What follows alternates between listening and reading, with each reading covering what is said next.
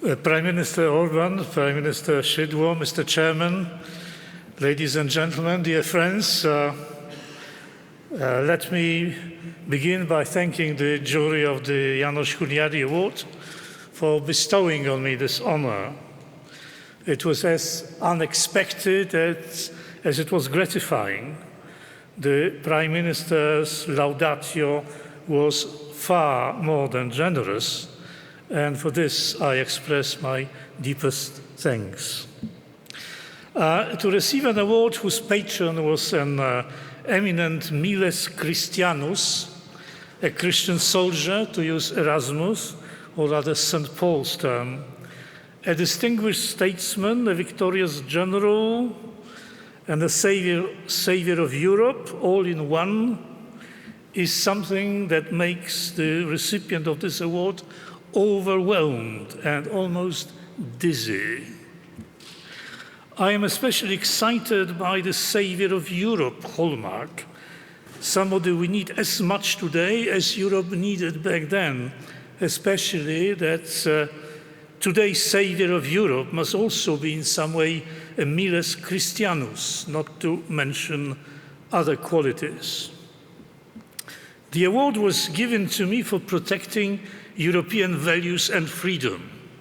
This statement, this formula, presupposes that European values and freedom are threatened today and they need protection. And the presupposition is correct. Yes, European values and freedom are threatened today and they do need protection. At the same time, and it is something of a paradox, few other words have been so often on everyone's lips and seem so venerated as never before in our history. How is it possible that we live in a world where such words as Europe and European are the highest expressions of praise, and at the same time anyone with elementary knowledge can see that they are becoming increasingly vacuous? There are many causes of this paradox, but the primary one is that the concept of Europe has been politically colonized and purged of its deeper and more comprehensive meaning. Today, Europe means primarily and often exclusively the European project, and this is not just a slight shift of meaning. When the European project transformed itself into the political union, which happened in Maastricht but had been underway for some time, it was future-oriented, meant to start a process as a result of which the political power would gradually be transferred from the member states to the EU institutions. This was a gigantic plan, extremely risky, and in fact impossible to execute, or if executed par force, then at a horrendous price. For this operation to succeed, it was necessary to trigger off massive propaganda and indoctrination, unheard of since the time of triumphant communism. The flip side to it was to inhibit and stigmatize all forms of criticism towards the entire undertaking, as well as to the concrete policies. Many assumed, and quite correctly, let me add, that the operation would fail unless those in power managed to create a new identity, the new EU man with a new EU mind. Such an EU mind must be distrustful and ignorant of European culture, as being too immersed in this culture could awaken from thoughtless serenity and ideological slumber.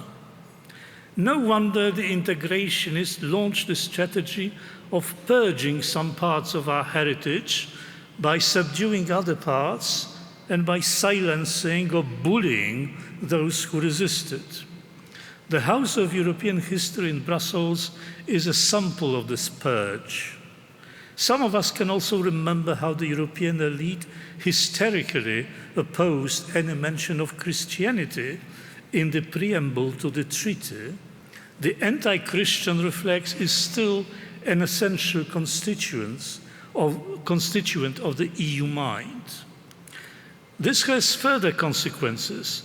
Since the EU claims to represent Europe, it also claims to represent European values, for instance, democracy and freedom.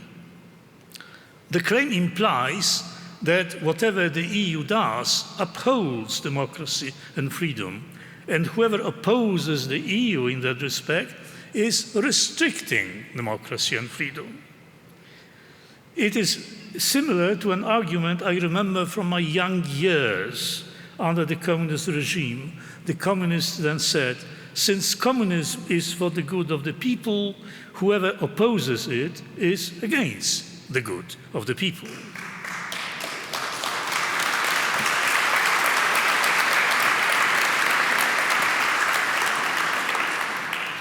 The flaw in this argument is obvious. Whether we have or do not have democracy or freedom does not depend on who is in power, but should be assessed according to objective criteria, irrespective of the powers that be. This is a genuine part of European culture, not the only one, unfortunately, that the EU discarded.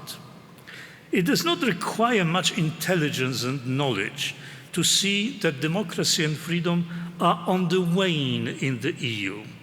The European Commission, consisting of unelected individuals, unaccountable, is anything but democratic.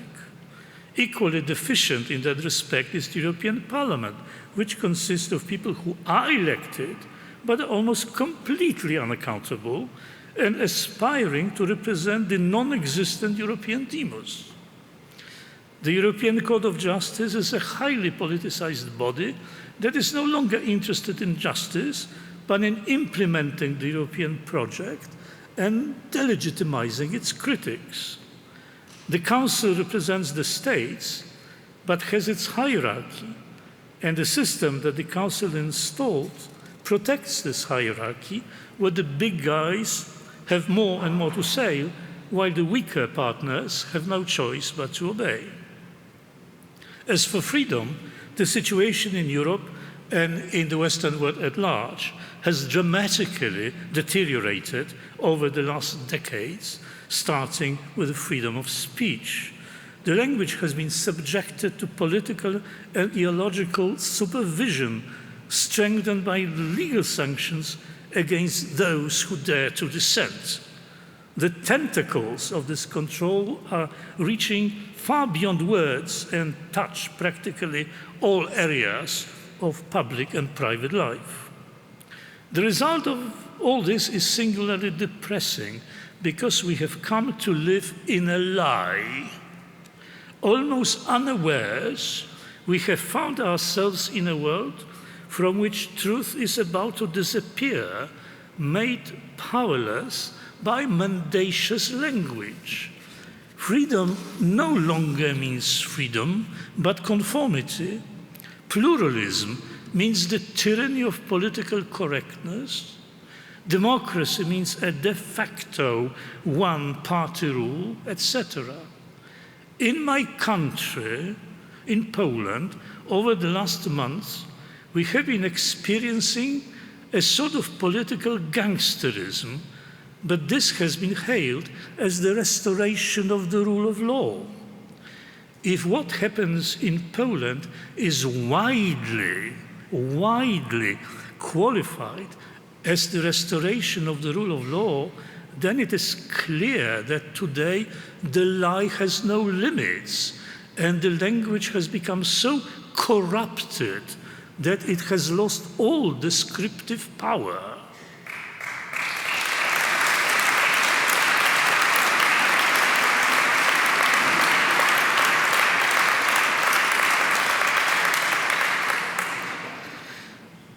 What I said is not a secret knowledge coming from some deeply hidden source.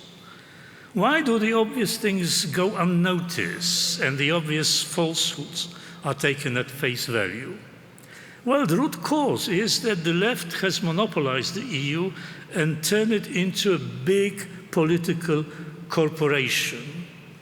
And as we know, most corporations have managed to develop techniques of gearing their employees into the same format, the same phrases, the same mode of conduct, ruthless discipline combined with the outward expression of optimism and self-satisfaction.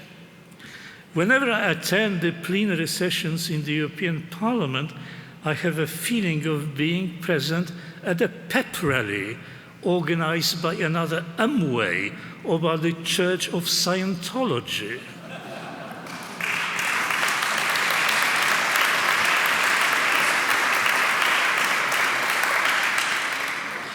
This self-serving ideology has become so pervasive that even when the leaders of smaller countries visit the European Parliament, the countries whose sovereignty has been seriously jeopardized or even restricted by the European institutions, they lavishly praise the process of integration and thereby indirectly sing glory to the weakening of their own countries.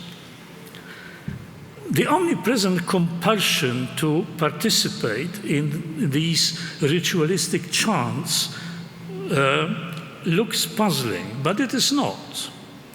Once the European project said goodbye to Europe in the proper sense of the word, the EU became an utterly artificial construction, devoid, like every corporation, of any link with historical experience.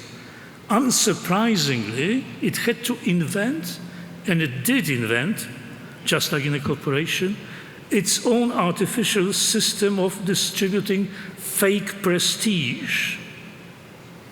The EU may not be the most efficient organization, but it is certainly very skillful in enforcing its will on weaker member states and creating its own method of allotting quasi-honors.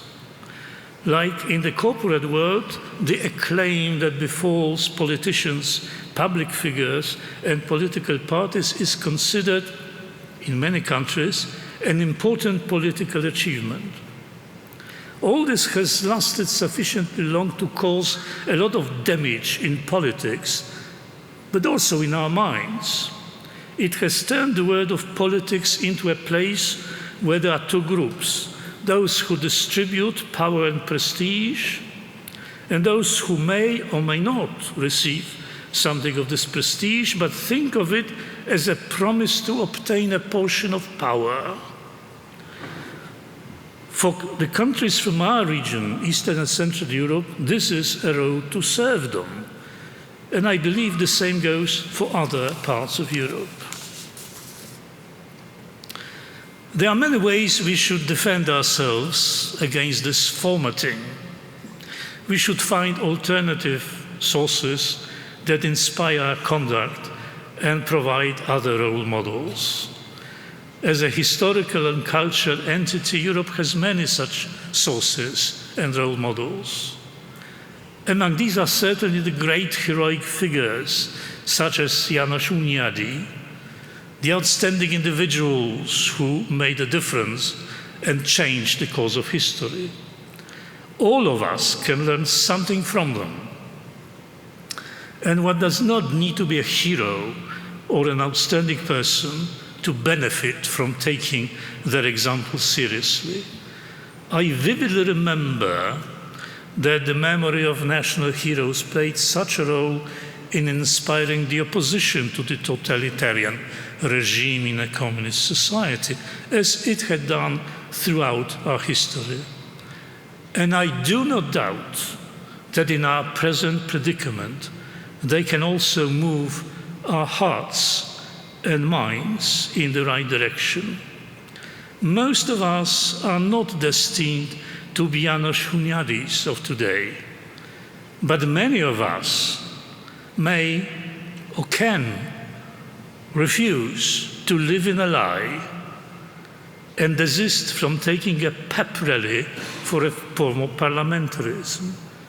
And I have no doubt that all of us should be able to reject trading sovereignty for counterfeit prestige.